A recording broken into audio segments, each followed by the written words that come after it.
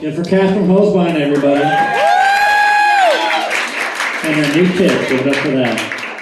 Give it up for Bill for surviving, apparently, so. This next comedian is another comedy crush of mine. I also inspired her. She puts on this show every month. She's my favorite downtown cunt. Give it up for Jackie Rapetti, everybody.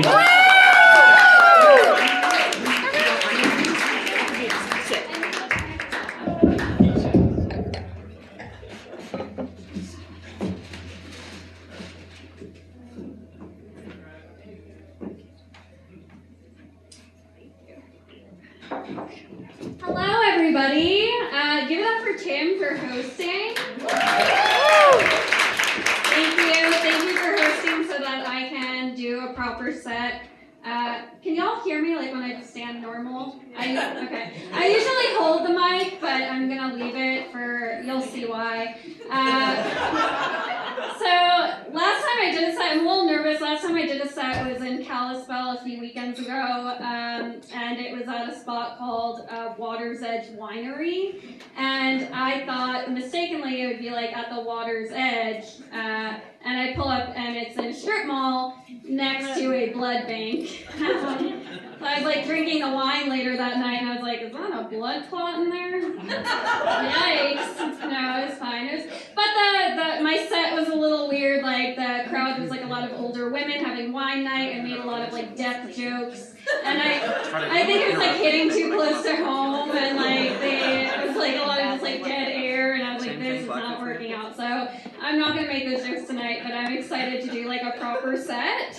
And I'm, speaking of old ladies, I'm just gonna like dive in. OnlyFans. That became a thing that a lot of people have relied on, like for the past year and a half for income, creating an OnlyFans account.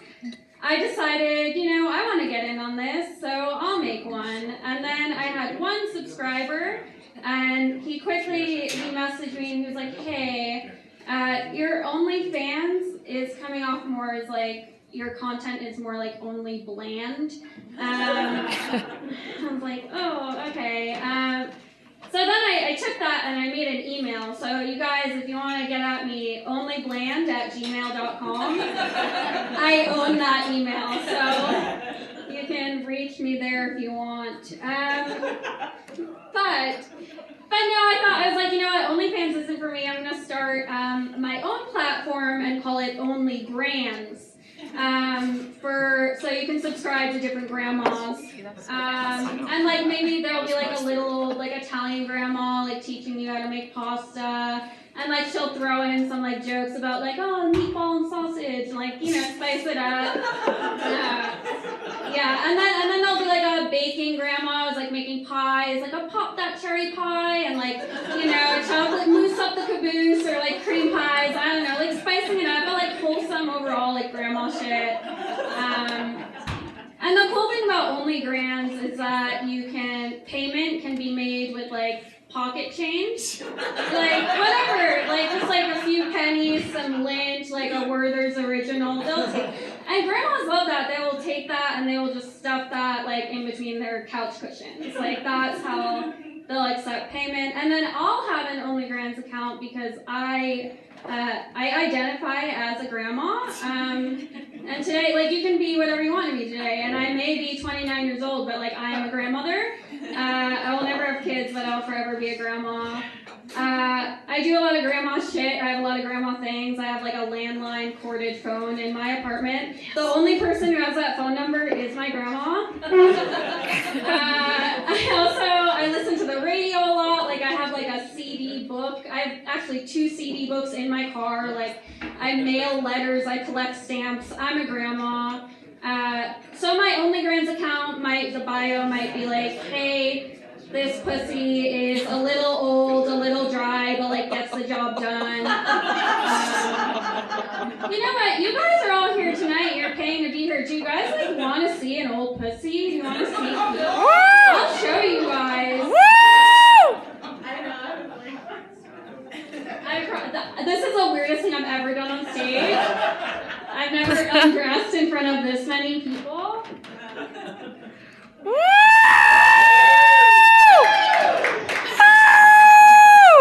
This is what an old pussy looks like. You can tell, like, she doesn't like getting her hair cut a lot, but, like, she will still purr when given milk.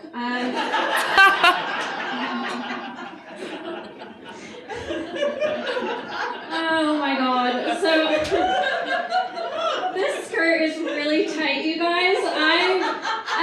So I've been up here for 4 minutes and 40 seconds, and I'm, like, struggling for air already. The funny thing about this skirt is I was targeted on Facebook for it. You guys, so like, okay, so I have a Facebook still mainly to do grandma shit. Like, I'm a part of like all these weird groups on Facebook. Like, literally one is called Wholesome Elderly Posting. Like, I'm a part of that group, and like I'm also a part of like dog and cat appreciation groups, and like snail mail, I mail to strangers all the time. Like, I'm part of these. So I was doing my grandma shit, and then an ad for this skirt comes up for $10, and I was like, so I saw it, I needed it, I bought it, I'm wearing it. And then I laughed, I was like, this algorithm is so spot on, like, they nailed this pussy, like, my god, they got it right. And then I was like, what have I been doing on the internet that they were like, we have this leather pussy skirt. And you know who would want to buy it?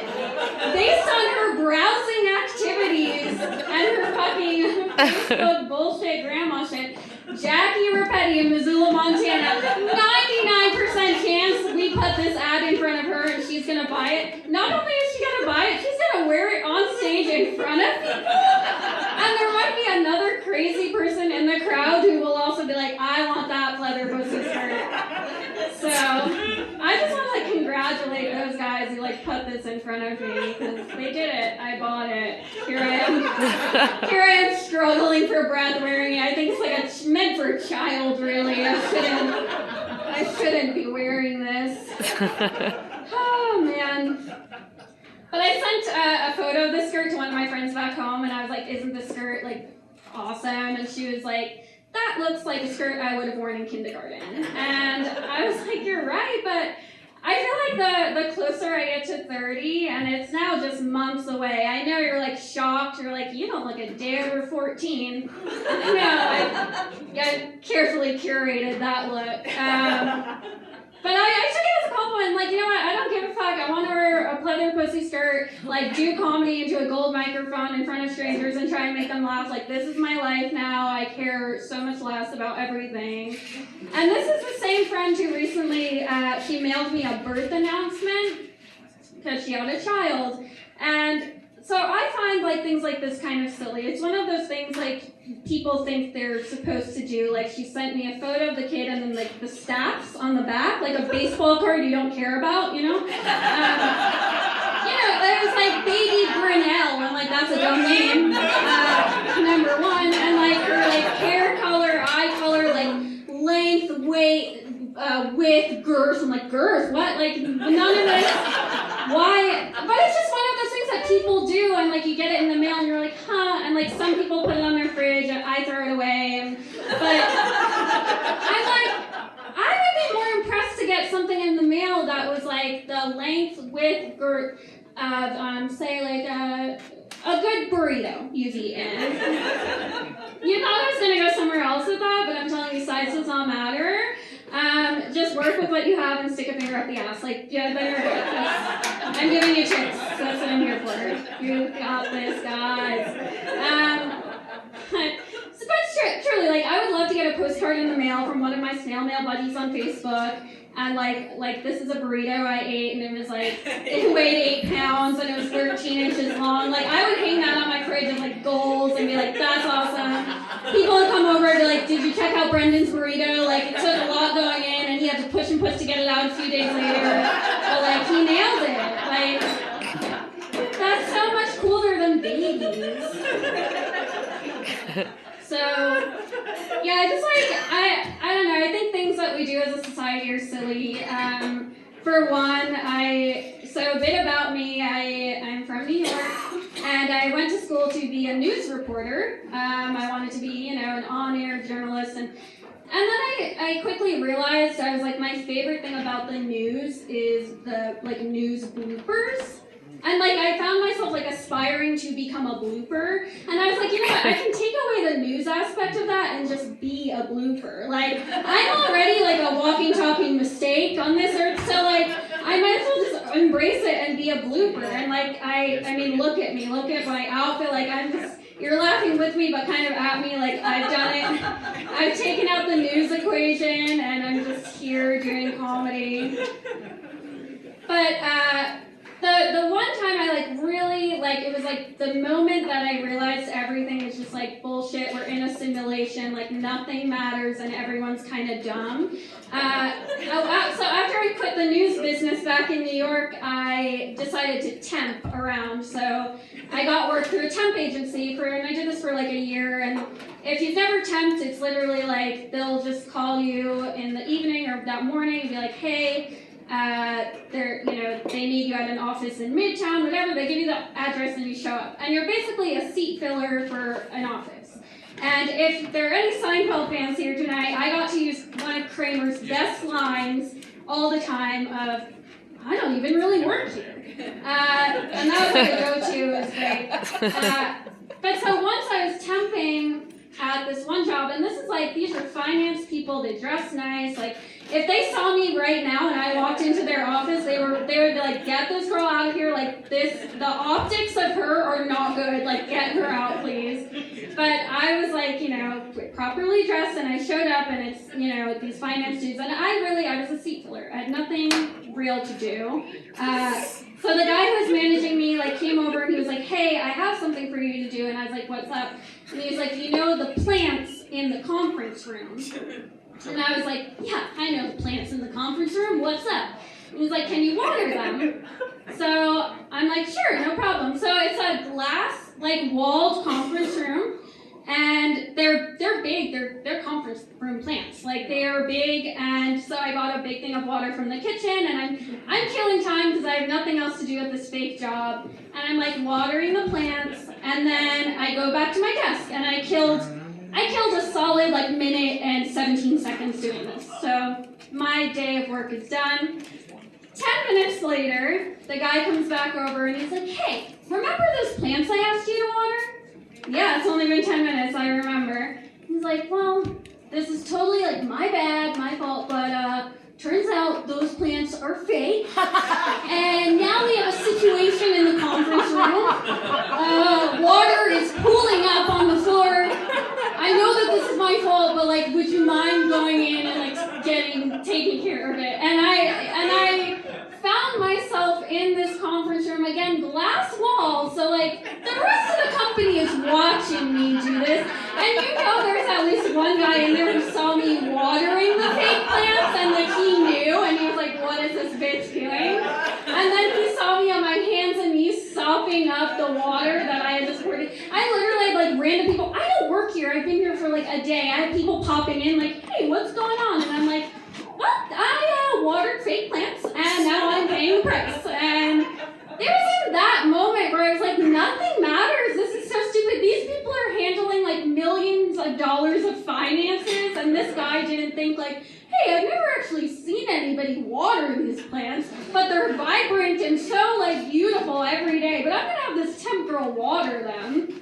And me, I'm not a plantologist. I didn't know that they were fake. So it's in that moment, I was like, oh my god, nothing matters. I don't belong here. I'm just gonna move to Montana and do comedy, clearly, and that's where I've ended up. Slowly losing oxygen with this skirt. Oh, man. But now, today, I do have living real plants in my apartment, and I enjoy showering with my plants, actually, because it's nice to see something get wet and grow in my presence. And with that, I will leave it. Thank you. Thank you, Jim, for hosting again.